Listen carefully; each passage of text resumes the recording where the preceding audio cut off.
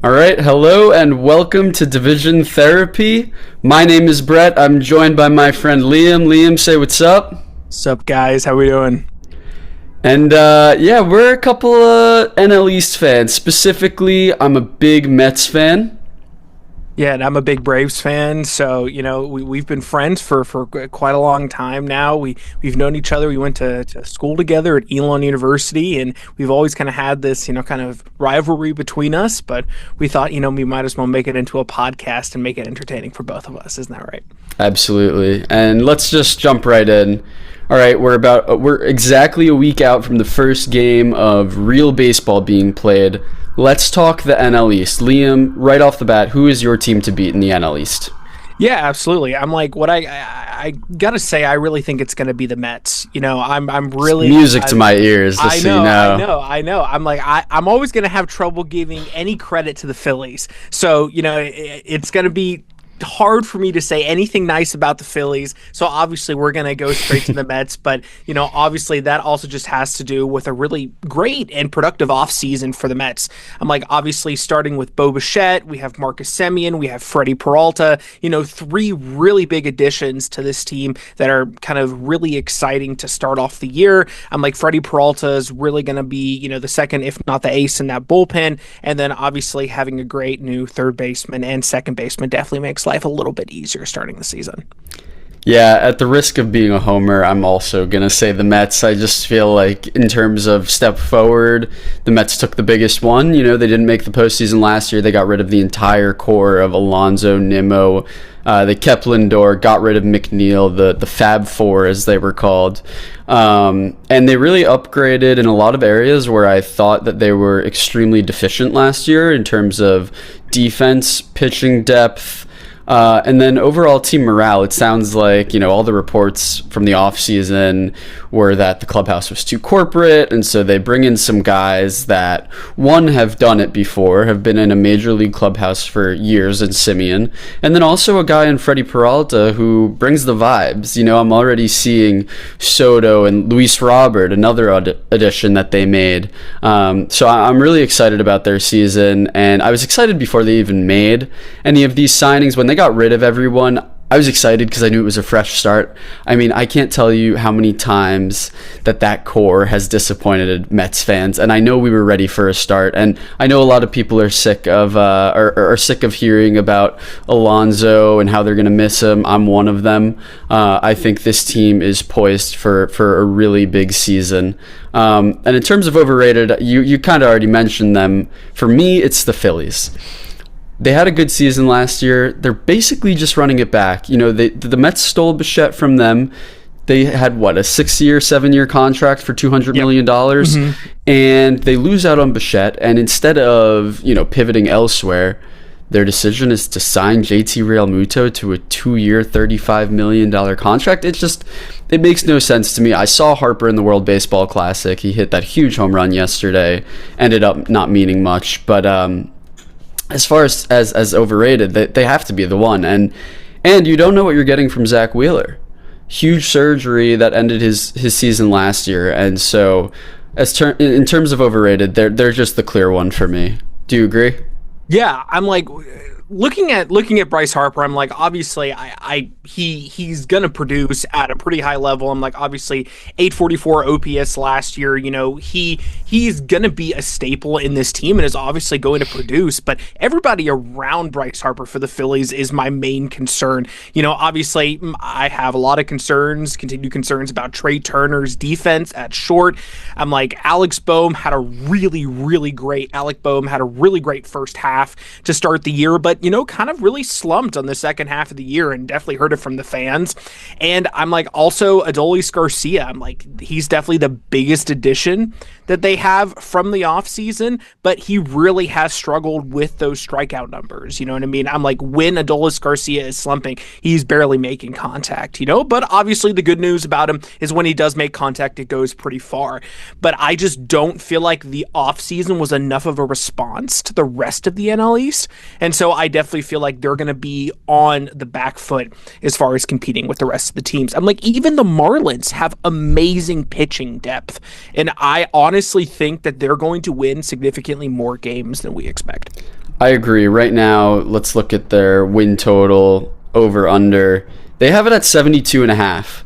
I might take the over on that just because I'm looking at their team and I like a lot of their young guys. I like Jacob Marcy, Kyle Stowers. He got hurt last year. Who knows what's going to happen? But their big guy that I'm really interested, two guys actually, Augustine Ramirez and Owen Casey. Owen Casey. Oh, man, Augustine Ramirez last year, he had that stretch. What was that, in September? Yeah. He was raking. He was making great contact and was honestly one of the more underrated players in baseball. Absolutely. At the end of the year. Yeah, and find me another catcher. And I know he might not play catcher full season, but find me another guy who's going to hit 20 home runs and steal 20 bases, 15 to 20 bases at that position. And the other guy, Owen Casey, who they got from the Edward Cabrera trade. Top prospect, has lost some of that prospect hype. Kind of excited to see what happens in Miami this year. I don't think that they'll be incredible by any means, but I'd take them at about maybe 78 wins for this year. But look at this bullpen. I'm like Sandy Alcantara, Yuri Perez, Chris Paddock, Max Their Ryan. bullpen? Not bullpen, their starting rotation. That's what Hey, I was going to say, their bullpen's pretty rough. Their bullpen is terrible. I will say they do have Pete Fairbanks in there. A very underrated offseason signing from the Rays. Pete Fairbanks, he's been great for the Rays. He screams of, I'm going to get traded at the trade deadline. Like that's what that signing was. Listen. They're just going to flip him. They're just going to flip him. There's a chance, but obviously, listen, I'm like, that starting rotation is really not that bad. And compared to some of the back end rotation guys, like for instance, that the Braves have, I'm like, that is neck and neck as far as kind of what we're seeing there. So I'm like, their rotation, I'm like, is honestly kind of surprisingly impressive as far as what we're looking at to start the year. Yeah, the Braves at 87.5 wins. I'm gonna take the over. I'm gonna take the over on that. I'm like, I feel like we're at least gonna get to 90 wins. I'm like, I think we're making the postseason. I'm like, when we're looking at how everyone has bounced back in spring training, I really am confident about the at-bats that kind of everybody has been taking in spring training. I'm like, we're looking at the great addition in Yaz right now. Like we're looking at Spencer Strider, who had a little bit of concern in the beginning of spring training, but has really ramped it up. Good strikeout numbers kind of to end spring training here for Spencer. So I feel like we're trending in the right direction. We're not going to be 2023 Atlanta Braves. I don't know if the 2023 Atlanta Braves are ever going to exist again. I'm like, every single day, especially 24-25, those cheating allegations that I see on Twitter every so often make more and more sense. So I don't know if I'm going to get off after this, but all I'm saying is that those 2023 Atlanta Braves, I don't know if that's ever happening again. Yeah, I'd probably take the over just because it's risky to bet against the Braves. I think they were completely snake bitten last year with all their injuries. I think if two of their players come back, let's say Riley and Acuna come back fully healthy, I think they're in for a big season. As far as the Mets go, I'm seeing 90.5, and yep. I would just take that over. I think like a 92 win. I could honestly see 91 win. I think they're right on the money with that win total. It's just I think that it might take a month for this team to gel, and they could surprise me and go crazy the first month and sustain that success throughout the season. Yeah, that is a favorite kind of recipe of theirs. Yeah, last year especially. But I do think that this new group will eventually start to gel, and I really like the additions that they've made. And I think Mike Tauchman is going to be a big part of that, just alleviating some of the pressure of Carson Benj. One of the Mets top-rated prospects, top-rated hitting prospect. He's going to make the team out of camp. He's been awesome, hitting 406 in spring training, but it's New York, the New York market. It's going to be new. It's going to be new for Mike Tauchman as well. But I think splitting that, maybe having like a bit of a platoon or just a good guy in the clubhouse is really going to help that. And is Tauchman going to DH or is he in left? So Soto's going to be in left field this year. Okay. Talkman, I think, will be like a platoon guy. I think Carson Benj will start most games, but when they want to get Benj, some time off.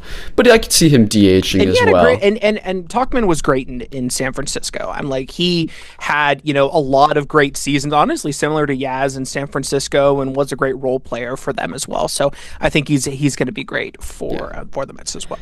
So as far as the full division, it seems like we're kind of on the same page. We got Mets, Braves, Phillies, Marlins, Nationals? Yeah, Marlins, Nationals. And listen, all I'm going to say is that there's a chance that the Braves get snake bitten once again, and we're looking at the Marlins in third. Obviously, I don't think a lot of people expected last season. I'm like, if someone comes up to me and is like, I expected the Braves to barely win 80 games last year, I'm going to be like, yeah, right. Okay. Right. Yeah, right, buddy. But I honestly think there's a chance that we come out of spring training with all this confidence and we have enough rough start to the season. Obviously, I don't want that to happen. I'm really excited about what we're looking at and hopefully bounce back.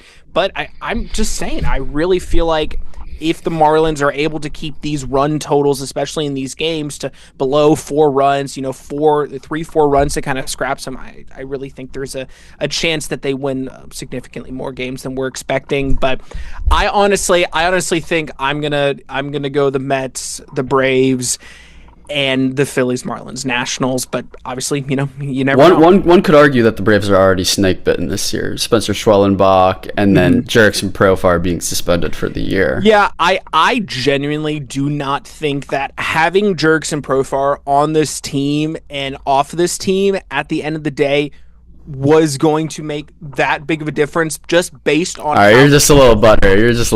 It's all good. No. I think that Yaz has looked great in spring, and holy cope, Liam. let me ask you like Dom Smith? Is that what you're about to tell me? Oh yeah, I love Dom Smith. He's actually hit a couple home runs in spring. He hit an absolute. He's been crushing. But yeah, no, I'm like, gosh, it's just terrible. Stay off the drugs, kids. That's all. Right. But yeah, all right. Obviously, kind of keeping going. When we're looking at kind of players on a team, there's always going to be that one player. I'm like, obviously, it feels like it's Jerickson Profar right now, going to be that player. Like, who's going to break your heart this season? Who are you worried about? Who do you feel like if they don't perform, the team's going to struggle? I thought about this question a lot. I didn't want to say it, but I do think that it is Freddie Peralta, the Mets' newest addition. I think, a combination of things. I think, being in New York for the first time is going to be an adjustment for him. Pitching not in a dome anymore, retractable dome in Milwaukee. And honestly, his expected stats were closer to, last year he had a 2.7 ERA. His expected stats were closer to what we've been seeing from him, year in, year out, about a 3.7, 3.6 to 3.7. And so I'm expecting that, and it's not a bad season by any means. I just don't think we're going to get a 2.7 ERA. I'm looking at the 2.7 ERA last year, but a 3.64 FIP. And so I'm seeing the projections of a 3.93 FIP and a 3.83 ERA, and that's kind of more in line what I'm thinking. And once again, like he's going to be an ace. He's going to be really good, but I just don't think he's going to be a sub 3. I don't think he'll be a top 10 in ERA like he probably was last year. Yeah, but he did have a great whip last year. 1.8 whip. I'm like, that 1.08 whip, and that pitching run value is so high for him. I understand what you're saying there, but I do have a lot of confidence in him. I do think it was a great addition. I'm like, that expecting batting average is just right at 200 for him, so that's looking good. I'm like, I would obviously rather that be below 200 for my ace, you know what I mean? But yeah. It's still, it's on that level where I feel good. I feel good about him kind of going to the year. And honestly, similar, I honestly think it's Spencer Strider. Has to be. It has to be. I'm like, he has to have a good season. And here's the thing, and my big concern for him is the fastball, because his curveball looks great. And if it finds the zone, if it's missing bats, you know what I mean? It's good, but if the fastball isn't impressive and the fastball doesn't get up to 96, 97, 98 and is not kind of missing those barrels, it's really tough for him to get outs. Because if he can't rely on batters sitting on that fastball, then all of that other off speed is worthless. You know what I mean? And so that was the concern last year in the beginning of the year before he got hurt. And that's what we were seeing in the dip in velocity. But he has been building it up. We've seen the 96, we've seen the 97, and he had a good last spring training start. I believe he went 4 or 5 innings. So I think that he has a chance to really make an impact. But if he doesn't, and we are looking at a rotation or a really competent rotation of really kind of only Sale, because I'm kind of on the fence about Reynaldo Lopez right now.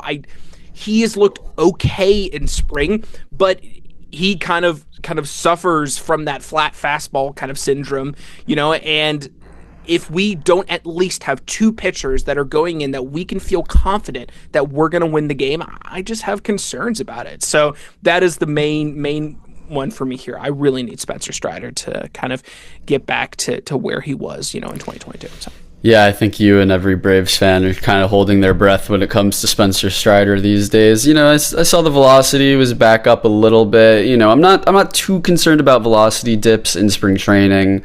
Once you get to your home ballpark and the fans are roaring, I think the adrenaline kicks up a little bit. We saw it yesterday with Nolan McLean in the WBC. I mean, yep. he was hitting numbers that he hadn't hit all of last year, and that includes his debut at Citi Field. So. Yeah, as far as somebody who I think the Mets, like an older guy, maybe he's been around the block a little bit, but I think he will have a big impact, is Marcus Semien. I was torn between him and Jorge Polanco. I have big expectations for both of them on the field, but also off the field. I think that they are the exact guys that David Stearns wanted to bring in. As far as controlling a clubhouse, Marcus Semien, been on a few different teams. No one has had a bad thing to say about this guy. You listen to him in interviews. He's so about the team. And then in 2023, he was third place in MVP voting. Yeah, exactly. So that's what I'm saying. But obviously, the offense, unfortunately, the last couple years has a little bit. But I think I think if he's somewhere in between those 2023 numbers and those 2025 numbers, like if he's like a 750 OPS, maybe 775, 100%, totally happy with that. Not mad at that at all. That would be awesome. Yeah, I honestly think. And this is kind of a crazy thing to say with Ronald still kind of being young, but I honestly think this win in the WBC, I honestly think that this is going to mature Ronald a lot because I think that this is the biggest thing that he's won because realistically, yes, the Braves didn't win the World Series in 2021, but if Ronald's serious with himself, I feel like he probably still struggles with taking full credit. He said it yesterday. He said this is the biggest win. This is the biggest win that he's ever had. And I honestly think he's going to bring that winning culture. He's going to bring a real serious attitude to the clubhouse this year because I think that he's experienced this jubilation and now he actually wants to make it happen for the Braves. I saw a lot of Braves fans being upset about that, being like, what do you mean? I'm like, we have all this faith in you. And it's like, that's not what that's about, man. Like a lot of these players that get these experiences when they finally feel like what it's to win, so many players in whatever sport that you've seen, when they finally get that kind of feeling, that experience of winning, they just want to do it more. And I honestly think Ronald's going to be coming in with a vengeance this year. And I honestly think his clubhouse presence, potentially kind of molding himself into that veteran presence in the clubhouse for the offense, is going to be really important. Yeah, I'm also excited to see him and Walt Weiss. Is that his name, the Braves manager? Yeah, Walt Weiss is, interact, because it seemed like him and Snicker kind of butt heads a bit towards the end, maybe throughout his whole tenure, honestly, with the Twitter stuff. Snit is very much, play the game. Old school, play the game the right way. And Ronald just doesn't want to do that. Ronald just wants you to let him do his thing. And if you do, as we saw, obviously he's going to be one of the best players in baseball. But if you keep him back, I'm like, and you see him pouting like a puppy dog in the freaking dugout. You know what I mean? That's just tough. And I think Walt Weiss is going to let him loose. Walt Weiss has that Bobby Cox feel to him, which, is what this Braves clubhouse needs, because Snicker just believed that if he just controlled some things, but in his eyes was just kind of letting things be, they'd work themselves out. But then he was just controlling the wrong things and making the wrong decisions. And I think that based on kind of what I've seen so far, Weiss seems like he's trending in the right direction. Yeah, absolutely. And maybe he can mentor Michael Harris and get him, righted, because he had a decent, little season last year. Actually, he had a bad season last year. Let's call a spade, and he still was 2020. Yeah, he was. It's pretty good. It's pretty good. Yeah, I honestly think that there are no concerns when he steps out into center field. I have never felt more safe with a center fielder kind of patrolling the outfield there. But he just needs to slap the ball to left field. He needs to get those singles. He needs to get on base. I don't need him to hit the home runs. We have Matt Olson, Austin Riley, Ronald Acuna on our team. We have Mike Yastrzemski, who I feel might hit 15, maybe 20 bombs. We'll see. I don't know. Optimistic look, yeah. Optimistic. There you go. But yeah. Michael Harris doesn't need to hit home runs. If he hits 15 home runs this year, but hits almost 300, has an 850 OPS, I am going to be very happy and making great plays. That is because we don't need that from a center fielder. There's slugging center fielders throughout this game I don't feel like that's something that we need to succeed. We need him to be smart at the plate, and we've seen that. He's taking a lot more walks. I think Tim Hires, our hitting coach, is really kind of getting to him right now. So I feel good. I think he's going to be a lot more patient at the plate and taking those walks, and I'm sure Billy Beane would love that outlook. Yeah. Yeah, I mean, I think a player who has a similar problem with the Mets is going to be Francisco Alvarez. The guy just swings out of his shoes every single time looking to hit that 5-run home run, in the big spot. He loves the moment, but he just seems like the moment's too big for him sometimes, and he just needs to stay healthy. Last year he had the hamate injury, the same injury that Lindor is dealing with. He was my pick for probably the same breakout type of guy last year. Remind me again. The hamate. That's here, right? Hamate. That's going to be the hook on the thumb, and once you break it, it's completely gone. You don't have it anymore. Okay. And so that's what he had last year. He's kind of just a little maybe irresponsible on the base paths, just playing a little crazy, and he ends up getting hurt. But in 2023. 25 home runs the last 2 years, 11 home runs and 11 home runs. It's not good enough. And he knows it. And he got sent down last year to work on his defense. And then he came back. Defense improved greatly. And then also offensively, he was hitting the ball like crazy in AAA, came back up, and continued that stretch. So I'm expecting big things from Francisco this year in terms of offense, but also He's the guy to control this pitching staff. You got a lot of new or young guys. McLean, Tong probably has a shot of being up this year. Christian Scott, and then you got Freddie Peralta. So a lot of responsibility for Francisco, but I'm fully expecting that he can handle that. I think we've come to the time where obviously people want to know who's winning what this year. What are we looking at as far as award picks are concerned? Where are we going with this, and who's going to bring home the hardware this year? I'll start off with my MVP picks. I'm like whoa! Let's save the MVP. Let me hear your rookie of the year real quick. Rookie of the year. Okay, you want to start with that? Okay, I understand. Okay, well, we'll start off by saying that I really like McGonagall. I know that's a chalk pick, and I know a lot of people are going to say that's an super pick chalky. Right there. But he has looked great in spring and is going to be the starting shortstop for the Detroit Tigers, and I could not be more excited to see how he's going to perform this year. He has an absolutely great swing and really also has an awesome glove, so I think that he is going to be great in producing in this Tigers lineup that does have some guys, but honestly does kind of need that production, other than Riley Green and Spencer Torkelson. I really think they need that extra guy that's really going to make that impact, and I really think it's going to be Kevin McGonagall. I like the pick. I mean, top prospect for a reason. I think he'll fit right in. I think he'll probably hit the ground running a bit. My AL pick is going to be Carter Jensen. I love this guy. I love this guy's profile so much. I think he is such a stud. Hits the ball hard. He's going to play catcher. He's going to be mentored by Salvador Perez. Mm-hmm. And I mean, I'm looking at his savant from last year. It's all red. It looks like Ben Rice's page. He came up 60 at bats, 941 OPS. He's just a killer. Like he's just such a good player, and I'm excited to see what he brings to Kansas City. And I fully believe that is a good pick for Rookie of the Year in terms of the odds as well. Hey, I love that. I play MLB The Show. His swing is absolute butter. I hit 3 home runs in a game with him yesterday, so I see where you're coming from, man. 879 OPS this spring training as well. Right there. He's going to be great. I like that. I like that pick as well.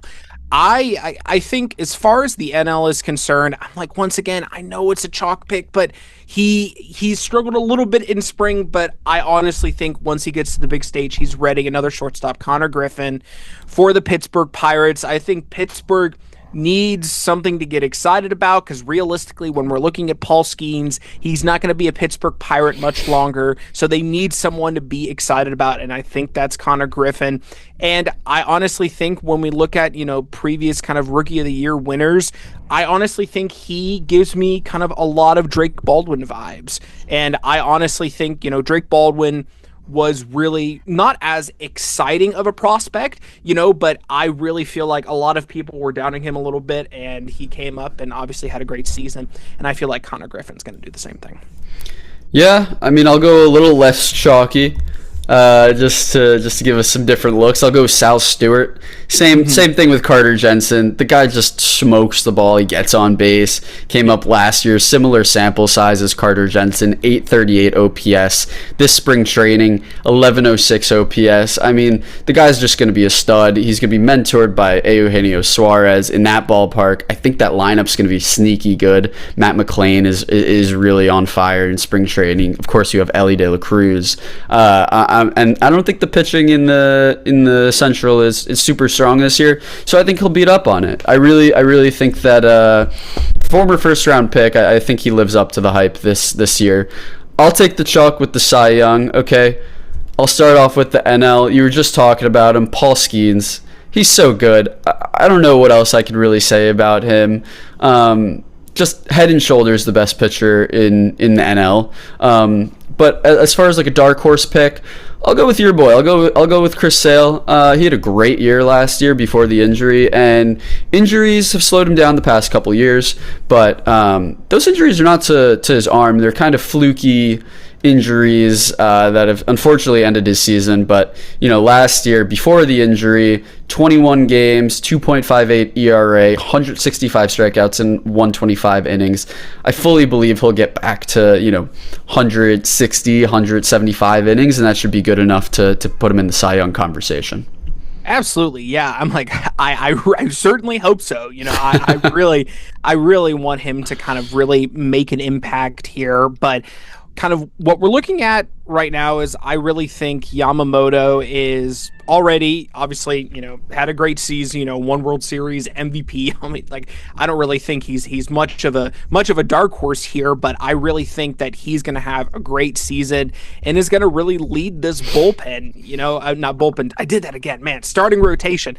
I'm like looking at that whip. Oh my God. I'm like, that's below 1 right now. Obviously for 2025, 0.99, almost 180 innings pitched and right above 200 strikeouts there. So I really feel good about him going into this year. Obviously, I wish the worst for the Dodgers, but then again, I got to be realistic, and I think that he's going to do really good this year. So.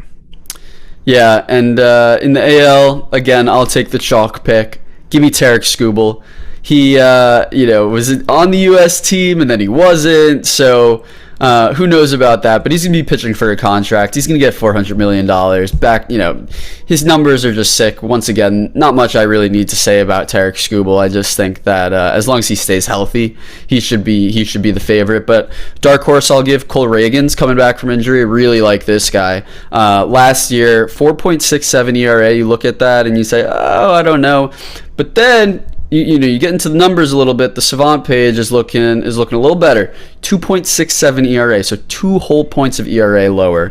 XBA 187. I mean, it's just as long as he stays healthy once again. And then the year before that, 3.14 ERA, 223 strikeouts and 186 innings. So he's gotten to the innings before. He can do it again. And so I'm excited to see him this season. And Logan Gilbert as well, just another name in that ballpark with that rotation. I just think his stuff is really, really great. And I honestly, for a lot of people, obviously Skubal is going to be the chalk pick, but I could also make a lot of arguments for Garrett Crochet being that same thing. I honestly feel like they are very close to the same level here. I'm like, you look at the Baseball Savant page for Garrett Crochet, and it is one of the more beautiful things that you have seen in your life. I'm like, I honestly think there's the potential for him to maybe get close to 300 strikeouts this year. I'm like, that would be pretty insane. But I'm like, he got to 255 strikeouts this year. And I'm like, if he gets a little bit more length, I definitely think there's the potential for him to really do a lot. I'm like, he pitched 205 innings last year. So if there's a potential for him to get up to maybe even 215 innings, 220 innings, there's definitely a chance for him to get close to that 300 strikeout mark, which I'm like, if you got a pitcher close to that, I'm like, it's going to be difficult to deny him that Cy Young. So I really feel good about him. I'm like, had a great record. Yeah, just everything with Garrett kind of points to, and I'm like, the injury history kind of scares me with Crochet. I got to be honest. Yeah, it scares me too a little bit, but I'm like, I gotta go with something different. People are gonna think that I'm just choosing the easy picks, and I gotta go. I'm like, I love Garrett Crochet. Anyone would love them on their team. So absolutely, and the big one, MVP. I'll take the lead. We're both gonna be homers. It looks like I'm going Juan Soto. Great year last year in a down season for most of the season. There was so much talk about how he was so unhappy. And granted, he did start off the year a little slow, but really started to kick it up in the second half. I don't think he'll steal as many bases. I think he'll be more like a 20 stolen base, 25 stolen base. Last year at 38. But I think he's going for 50 home runs, and it seems like anything this guy wants to do is within his reach. Last year he said he wanted to steal more, 38 stolen bases. 43 home runs last year. I think it'll be close to 50, if not 50. And I'll take him for MVP with an OPS probably around 980. So do you think that there's a chance that just Ohtani is just... You think? I know we live in a world of Ohtani, but he scares me just slightly, because once an injury happens, let's say, on the days he pitches, he slows down offensively. I do think that, they'll be really cautious with him as far as any type of injury goes. So I'm not sure if he'll have the same output as last year, but I do think he's... But I will take his teammate for a dark horse pick of Kyle Tucker. I think all this guy just needs to do is stay healthy, and he has a 30-30 season with probably 100 runs, 100 RBIs pretty easily. In that lineup, Betts, Ohtani, Freeman, Smith, you name it. I think this guy just has to stay healthy. Yeah, I'm like, I think what's important for Tucker is that he doesn't try to be a superstar. I think that honestly, the main thing for him is that if he just genuinely kind of assumes that position of being a role player that also somehow is hitting 25 to 30 home runs, getting on base and playing, mid-tier defense, I really think that he's going to be another great addition to what is going to be, a Hall of Fame lineup at this point, right? But I honestly think that looking at where we are now, I have to go Acuna, because the last time Acuna was in the WBC and had a great WBC, obviously, as we know, he came into the season, and obviously, yes, there's definitely the possibility that he takes it a little easy to begin the year, but then again, he also starts super fast. He's so unpredictable. Sometimes you never know what approach he's going to take, but honestly, with the win in the WBC, I do think there's a chance that maybe he comes in, hey, I won, I can chill. I don't want to get hurt. And sometimes when, have a little bit of a slow start to the season, it can be difficult to kind of get to that MVP. Something that I really wish is I wish the Pittsburgh Pirates were a semi-decent team, because if they were, Paul Skeens could go and win an MVP. And we haven't seen a pitcher MVP in so long. And honestly, that would be so cool. I love Paul Skeens. I think he's such a cool pitcher. And honestly, great for the game right now. As I said, he's not going to be in Pittsburgh for that long. So wherever he goes, if it's the Yankees, if it's the Dodgers, wherever he ends up, I think that it would just be so cool if he could get to that milestone, because I honestly think that once his career finishes, and lucky for us baseball fans, he has quite a long career ahead of him. I already can say that I think he's going to be a Hall of Fame pitcher once this is all said and done. So. Yeah, I mean, to your point with Acuna, the thing that worried me a little bit was his lack of speed or lack of aggressiveness in stealing last year.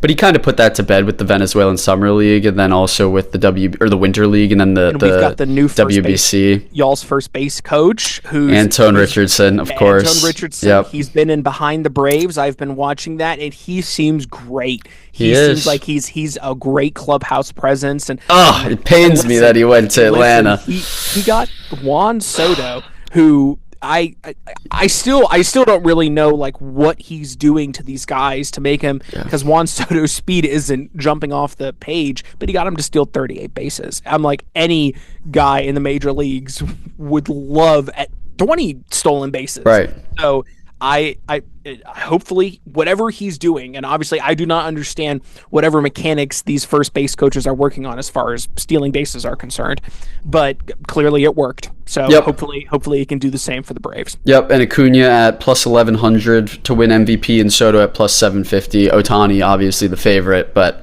there's no fun in choosing the favorite. So with that in mind, I will continue to not choose the favorite for AL MVP, and I'll go with a guy who tends to start off slow. But this year, I think he's going to be pretty good in that first half. Played in the, had a lot of success last year. Julio Rodriguez is my pick. Okay. Career about 800 OPS. He's only 25 years old. I think this is when he really takes the step forward. I really love that Mariners team. Brendan Donovan, I think, was a huge addition. Their pitching is going to be great. I think 900 OPS is fully within the realm of possibility. And I'm in fantasy baseball. I would take him probably eighth pick. I would take him probably ahead of Corbin Carroll. I just think that everything, he's had really good seasons. Don't get me wrong. He's 32 home runs, 30 stolen bases last year, 267 average. I think this is the year where he could easily get 40-40 with great defense, and especially if the Mariners win that division, which fully capable of doing. I think that the voters will have, obviously Aaron Judge exists. We know that. We're not, discrediting Aaron Judge, but something a little bit more fun. And then the other one I'll go with is Yordan Alvarez. Guy has a career 980 OPS or something sick like that, and he just needs to stay healthy. Yeah, I 100% agree with those picks. I think that there has to be some sort of regression from Yordan. I don't know if he can continue, but a lot of people forget that he's actually kind of young. He looks like he's 40, but I believe that he's still, in his 20s or something. But I'm going to go Vlad. Vlad is amazing. He had a great World Series. He had a great WBC, and that Baseball Savant page once again is making me drool. I think he's going to be great for the Blue Jays, and I think the Blue Jays are going to make the postseason. I don't know if they're going to make the World Series again, but I think that lower power output last year. He wasn't able to lift the ball as much. Yeah, but hey, listen, in the WBC, he looked like that swing was locked in. So definitely. I think it's going to be Vlad, and I think he's going to have a great season. Yeah. I mean, I think that's a perfectly valid pick. All right, I think that's just about going to do it for us today. I'm fired up for some real baseball. Finishing the WBC didn't go in the USA's favor, but pumped for Team Venezuela. They were just the better team. But it's got me really excited. 1 week We are 1 week away from real baseball being played, and I just can't wait. Yeah, absolutely. I'm like, we got the Royals versus the Braves to start the year. Who do the Mets start the year off with? Mets start the year off with the Pirates. So Pirates. Okay. Skeens Freddie So Peralta is going to be pretty start awesome. the year. That's exciting. We got Cole Reagans for the third year in the row for the Royals. But yeah, thanks for joining. Please, if you're seeing this on the YouTube or wherever, like, subscribe. Give us some feedback. If we suck at this, tell us so we can stop early. And this has been Division Therapy. Peace.